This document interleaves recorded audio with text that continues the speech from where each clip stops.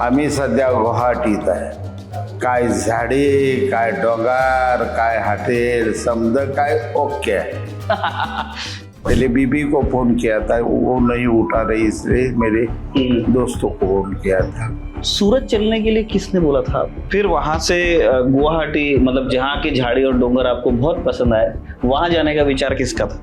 महाराष्ट्र के राजनीति में आजकल सबसे गंदगी फैल रही है वो संजय राउत से. संजय राउत पूरे लोग माहौल को भड़का रहा था. आपने संजय राउत को दिया था कि नहीं दिया था वो?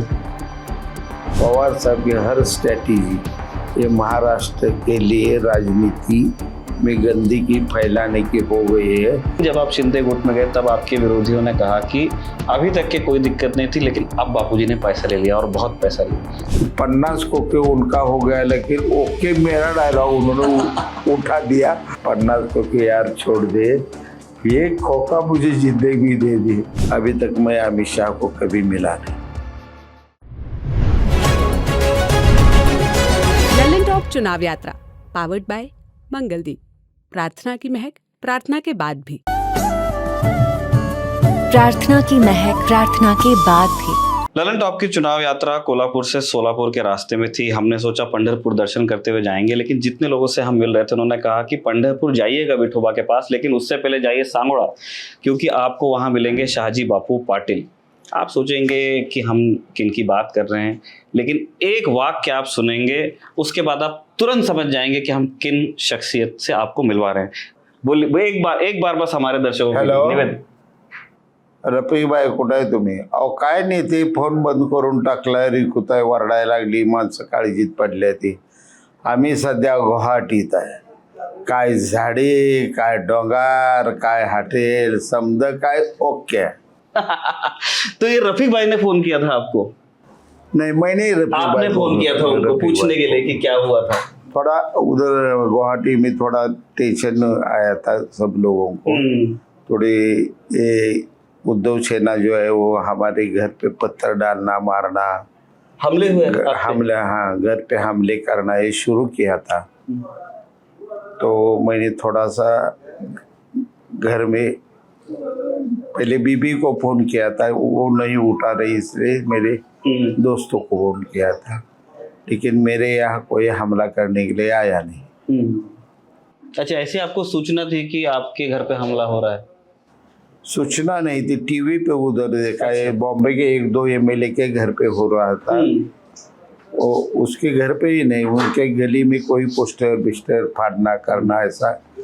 लेकिन संजय राउत पूरे लोग माहौल को भड़का रहा था कि एमएलए के घर जाओ और एमएलए के लोगों को तुम उनके घर तोड़ दो, फोड़ दो, ऐसा भड़का रहा था. इसीलिए थोड़ा सा घर पे फोन किया था. आपने जब ये सारी सूचना आप तक पहुंच रही थी कि हमले हो रहे हैं, तो आपने एक बार उद्धव ठाकरे से बात करने की कोशिश की कि साहब ये क्या हो रहा है, हम लोग नहीं, उद्धव ठाकरे बिल्कुल कोई बात नहीं की. और उद्धव ठाकरे जितने हमले करेंगे वो पूरे हमले हमारे सीने पे झेलने की हमारी ताकत है. साहब, सूरत चलने के लिए किसने बोला था आपको? सूरत चलने के लिए किसने नहीं बोला था. सूरत चलने के लिए शिंदे साहब को हम 40 एमएलए लोगों ने ही तैयार किया, क्योंकि हमारे इलाके के कोई काम नहीं हो रहे थे. हमें कोई विकास निधि नहीं मिल रहा था और लोग बाग हमें फिर नाराज हो जाएंगे. इलेक्शन वक्त ये बड़ी बड़ी बातें इन्होंने किया और कोई काम नहीं कर रहा. तो इसीलिए हम लोग शिंदे साहब को गुवाहाटी ले गए. पर किसी ने तो मतलब एक बार फोन किया होगा कि बाबूजी कहाँ पर हैं, संजय अपन राउत का चलते हैं. इलेक्शन चल रहा था, तभी सब एमएलए नाराज थे. उसी वक्त शिंदे साहब को एमएलए, सब एमएलए मिलके यही बोल रहे थे, कुछ ना कुछ करो, आपको भाजपा के साथ ही सरकार बनानी चाहिए, नहीं तो आने वाले इलेक्शन हम सब हार जाएंगे. ये सबके दिमाग में था, क्योंकि हमारा कोई काम नहीं हो रहा था और जिनके वोट लेके हम जीत के आए उनके साथ हमारी बेईमानी हो गई है. इसलिए हमारे इलाके में सब लोग हमें बदनाम कर रहे हैं, वोट भाजपा के लिए ले लिया और शरद पवार के साथ चली गई। तो फिर प्लेन में जब आप लोग बैठे चार्टर्ड प्लेन में, तो फिर आपस में जितने भी विधायक थे, जितने भी आमदार थे, उन लोगों के बीच में क्या बातें होती थी कि अपन कहाँ जा रहे हो, क्या करना है? बार बार फोन बज रहा होगा। सबके फोन बंद थे, स्ट्रेटेजी थी, सबके फोन बंद, कोई किसी को कुछ बात नहीं कर रहा था। जो शिंदे साहब बोलेंगे उसी इशारे से हम चल रहे थे। तो सूरत में किसने मिलने की कोशिश की? होटल के नीचे लोग आते थे। सूरत में मिलने की कोशिश थोड़े से मिलिंद नार्वेकर और एक दो लोगों ने की थी, और सूरत का होटल इतना सही नहीं था कि इतने लोग उधर रह जाएंगे, इसीलिए फिर सब ने बोल दिया कि हम गुवाहाटी निकल जाएंगे। आपको फोन आया था कि आप तो बहुत पुराने नेता हैं शिवसेना के? मुझे कोई लेके नहीं आया था। संजय राउत का वोटिंग मैंने दे दिया, वो इलेक्शन खत्म हो गए, और मैं एमएलए लोगों को चलो चलो बोल के सबसे पहले मैं चला गया। पहले आप ही गए थे? तो आपने संजय राउत को दिया था कि नहीं दिया था? वो दिया था। बाकी लोग थे जिन्होंने नहीं दिया? सब ने दिया। सबने एक ही वोट संजय राउत को नहीं मिला, ऐसा एक ही शिवसेना का एमएलए नहीं, एक ही नहीं। क्योंकि ऐसी बातें होती हैं कि लोग टूट गए थे, उस वक्त बंडखोरी हो रही थी। उस वक्त होटल में उद्धव साहब ने बोल दिया, लेकिन शिंदे साहब सबको एक एक को बोल रहे थे, वोट जो बोल दिया ऐसा ही करना, इधर उधर कुछ नहीं करना। सीट गिर गई तो पूरी शिवसेना की इज्जत महाराष्ट्र में चली जाएगी। इंसान को मत देखो, पार्टी देखो। स्वर्गीय बाला साहेब ठाकरे की तस्वीर सामने लाओ और वोटिंग करो। ठीक बात है। फिर वहां से गुवाहाटी, मतलब जहाँ के झाड़ी और डोंगर आपको बहुत पसंद आए, वहां जाने का विचार किसका था? उन लोगों का था। अच्छा, वो आप लोगों को इंस्ट्रक्शन आया कि अभी नहीं, प्लेन में बैठो, चलो चलो। किसने बोला था कि बापू चलना है? चलना है सब, अरेंजमेंट करने वाले लोग थे। अच्छा, तो और वहाँ मतलब किस तरह आप लोग कैसे, आप होटल में आपका समय कैसे बीतता था? क्योंकि आप तो मतलब आमदार हैं, आपको 100 फोन डेली आते हैं, ये काम वो काम। लोग पूछते होंगे बापू कहाँ गए? एक बात ऐसे ही कि हर इंसान का वक्त बिताने का अलग अलग ढंग रहता है। मैं सो जाता था, सुबह थोड़ा लेट उठ के नहा धो के नाश्ता करके आता था। मेरे पास आचार्य रजनीश के 3 किताब मैं साथ में लेके गया था। वो गीता की किताब थी, वो गीता पढ़ के मैं आराम से दिन रूम में ही मेरा कट जाता था। तो गीता का संदेश आपने लिया वहाँ? गीता मेरी बचपन से ही एक गाइडलाइन ऐसा किताब है जो मेरी जिंदगी के मुझे गाइडलाइन गीता में मिलती है। तो फिर ये सारी चीज़ें हो गई, गुवाहाटी का पूरा प्रकरण हुआ, सरकार बन गई, फिर बापूजी दोबारा मंत्रालय में नजर आने लगे। वहाँ आपकी मुलाकात कभी महाराष्ट्र के किसी दौरे पे कभी अमित शाह से या नरेंद्र मोदी से हुई, प्रधानमंत्री, गृह मंत्री? अभी तक मैं नरेंद्र मोदी साहब, प्राइम मिनिस्टर साहब को मैंने 2 बार देखा। एक लास्ट टाइम मीटिंग अक्लूज में हुई थी, रंजीत निम्बाड़कर कैंडिडेट थे, जो यहाँ के माड़ा के कैंडिडेट उस वक्त। और कल 2 महीने पहले वो सोलापुर आए थे। गरीबों के लिए उन्होंने एक बहुत बड़ा प्रोजेक्ट बनाया है, उसकी चाबी देने आए थे। उस वक्त मैं नरेंद्र मोदी साहब को नमस्कार किया। अभी तक मैं अमित शाह को कभी मिला नहीं। अच्छा, उनसे अभी चर्चा होने की है। तो यहाँ महाराष्ट्र में मतलब बीजेपी की तरफ से कौन, मतलब शिवसेना के जैसे नेता हैं, आपके जैसे सीनियर लोग, उनसे कौन बात करता है? किसके साथ? जैसे आप और शिवसेना और भारतीय जनता पार्टी साथ में गवर्नमेंट चला रही, तो भाजपा की तरफ से फिर कौन आप तक मतलब इंस्ट्रक्शन? हमारे नेता मुख्यमंत्री एकनाथ जी शिंदे साहिब, वही उनके साथ बात करते हैं, और वो जो इंस्ट्रक्शन देते हैं हमें, वो इंस्ट्रक्शन हम फॉलो करते हैं।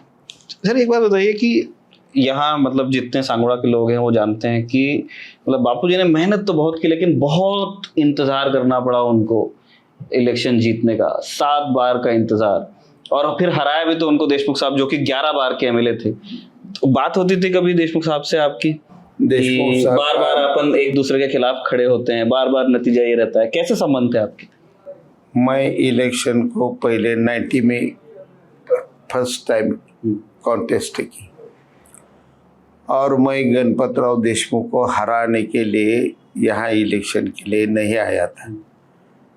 मैं स्टार्ट से जिस दिन मैंने मेरे तालुका में एक राजनेता करके पाव रखा, उस दिन से आज आप इंटरव्यू ले रहे, उस वक्त तक सिर्फ मेरे तालुका को खेती को पानी मिलना चाहिए, हर गांव को हर घर को पीने का पानी मिलना चाहिए, और मेरे यहाँ के नौजवानों को रोजगार मिलना चाहिए।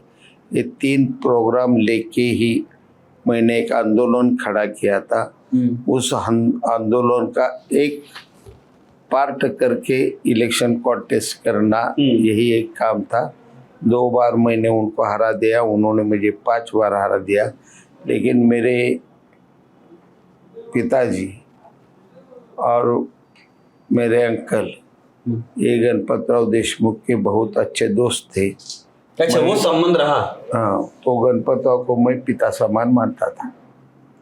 तो इलेक्शन भी लड़ेंगे लेकिन पिता तुल्य आदर भी। हमारी लड़ाई हमेशा प्रिंसिपल से चली। पर्सनली हम दोनों ने भी एक दूसरे पे कभी कोई उछाल नहीं किया। बाबूजी ये बताइए, आपने कहा कि आपका आंदोलन ये था कि आपके तालुका में पानी मिलना चाहिए, किसानों को सही भाव मिलना चाहिए, वो राजनीति आपने की है। लेकिन इस चुनाव में ये विषय महाराष्ट्र में सुनाई नहीं दे रहा। अभी कल कोल्हापुर में रैली हुई, एक नाथ शिंदे मुख्यमंत्री आए थे, प्रधानमंत्री नरेंद्र मोदी आए थे, ये विषय थोड़े से कम सुनने को मिले। 370, यूसीसी, इनहेरिटेंस टैक्स, इस तरह के विषयों की चर्चा ज़्यादा थी। कोई नेशनल इशू होते हैं, कोई स्टेट के इशू होते हैं, कोई अपने अपने इलाके के इशू होते हैं। मेरे इलाके का इशू ये खेती का पानी, पीने का पानी है, आज भी सबसे टचिंग इशू है। और भारतीय जनता पार्टी और शिवसेना, यही 2 पार्टी। मैं 95 में जीत के आया था, मैं कांग्रेस एमएलए था, फिर भी मुझे शिवसेना मनोहर जोशी सर और गोपीनाथ मुंडे भारतीय जनता पार्टी के नेता, इन दोनों ने टेम्बू मैसाड़ पीने का पानी बहुत ऐसा 7-8 टीएमसी पानी दिया। पीने के एशिया खंड में सबसे बड़ी योजना मैं कांग्रेस होते हुए मुझे दे दी। आज ही मेरे तालुका में अभी बहुत बड़े बड़े नेताओं के इलाके में टैंकर है। मेरे तालुका में थोड़ा काम शुरू है, इसलिए डिस्टर्ब हो गया, तो 20-25 टैंकर लगाने पड़े, वो भी 8-10 दिन में बंद हो जाएंगे। और इस वक्त जब शिंदे साहब मुख्यमंत्री बन गए और फडणवीस साहब जल संपदा मंत्री और डीसीएम बन गए, पश्चिम महाराष्ट्र में सबसे ज़्यादा खेती के लिए पानी मुझे मिल गया। बाबूजी टेम्बू का 2 टीएमसी, उजनी का 2 टीएमसी, 1.5 टीएमसी महसाड़ का, इतना खेती के लिए पानी दे दिया। और जल जीवन अभियान जो नरेंद्र मोदी साहब ने पूरे देश में शुरू है, उसमें 800 करोड़ मुझे दिए हैं, और भी 300 करोड़ का प्रोजेक्ट तैयार है। मैं 1200 का ये प्रोजेक्ट देखे हर मेरी माँ के घर पे पीने के पानी के नल पहुंचाने की कोशिश कर रहा हूँ। तो जी 2 आखिरी प्रश्न है हमारे। एक, आपने कहा कि आप कांग्रेस में थे लेकिन शिवसेना की गवर्नमेंट ने आपको पानी दिया क्योंकि आपकी मांग सही थी, और इससे पहले आपने बताया कि देशमुख साहब के खिलाफ आप इलेक्शन लड़ते थे लेकिन पिता मानते थे, उनको पिता तुल्य आप आदर रखते थे। एक टाइम वो था महाराष्ट्र की राजनीति में। आज खराब हो गई है क्या भाषा, जिस तरह के बयान दिए जा रहे हैं एक दूसरे के खिलाफ? महाराष्ट्र के राजनीति में आजकल सबसे गंदगी फैल रही है और संजय राउत से। ये मैं तो यही बोल रहा हूँ, पूरे महाराष्ट्र की जनता के लिए एक खलनायक है। ये सुबह सुबह पूरे महाराष्ट्र के 1400 करोड़ लोगों का दिमाग भड़काता है। और ये पूरी राजनीति प्रिंसिपल से जो चलनी चाहिए वो नहीं चल रही थी। और इसके जिम्मेदार सबसे बड़े आजकल बुजुर्ग नेता जिसको पवार साहब मान रहे हैं, पवार साहब की हर स्ट्रैटेजी ये महाराष्ट्र के लिए राजनीति में गंदगी फैलाने की हो गई है। इसलिए घर घर पे पवार साहब ने पूरी कांग्रेस तोड़ दी, शिवसेना तोड़ दी, भाजपा तोड़ने की कोशिश चल रहे। पवार साहब भाजपा तोड़ना चाहते हैं। आपकी कभी ऐसी बात हुई उनसे कि साहब क्या कर रहे हैं, क्या क्या सुन रहा हूँ मैं? पवार साहब के साथ अभी मैं बात नहीं कर रहा हूँ, 10 साल से पहले मेरी बात हो जाती थी। कैसे बात खराब हुई? पवार साहब का वैसे तो बोलोगे थे, पहले 10 लोग जो थे उसमें से मैं था। अच्छा। मुझे वो लड़का मानते थे, इतना प्यार करते थे, लेकिन उनकी राजनीति की स्ट्रैटेजी मुझे पसंद नहीं आई। मैं शिवसेना पार्टी बदल के शिवसेना में चला गया। अंतिम प्रश्न है बापू जी, आपके लंबा राजनीतिक जीवन है, चुनावी सफलता बाद में मिली, लेकिन आपने पॉलिटिक्स बहुत लंबी, मतलब अब उम्र हो गई है आपकी, कभी कोई दाग नहीं लगा। आप पानी की पॉलिटिक्स कर रहे थे, किसानों की पॉलिटिक्स कर रहे थे, लेकिन जब आप शिंदे गुट में गए तब आपके विरोधियों ने कहा कि अभी तक के कोई दिक्कत नहीं थी, लेकिन अब बापूजी ने पैसा ले लिया और बहुत पैसा लिया। क्या कहना चाहते हैं इस आरोप पे? ये एक राजनीति का डायलॉग है। जब बहुत अचानक जिसको सडन, मराठी में बोल दीजिए, कोई दिक्कत नहीं, हम एक्सप्लेन कर देंगे। जिसके सपने में भी कोई सोच नहीं रहा था वो हो गया और शिंदे साहब सीएम बन गए। तो अब बदनामी इन लोगों को, उद्धव साहब की चेयर गई सीएम की, शिंदे साहब बैठ गए, उन लोगों को गुस्सा हम पे आ गया, नेचुरल है। तो हमको बदनाम कैसा करना? चलो 50 खोखे ले गए, 50 खोखे हमें मिल गई। किसने जिनके दिए थे? उद्धव ठाकरे ने गिने थे, अजित पवार ने गिने थे, शरद पवार ने गिने थे, किसने गिने थे? मतलब आप सिर्फ पॉलिटिकली हम दिक्कत में आ जाए इसलिए ये डायलॉग तैयार किया है। और ये डायलॉग बैड लक मेरा ऐसा है इसमें, 50 खोखे उनका हो गया, लेकिन ओके मेरा डायलॉग उन्होंने उठा दिया। मैं मुसीबत में आ गया। जो बोलते थे ये डायलॉग, सब हाउस में जाते थे विधान भवन में, तो मुझे देखते थे ओके ओके 50 खोखे।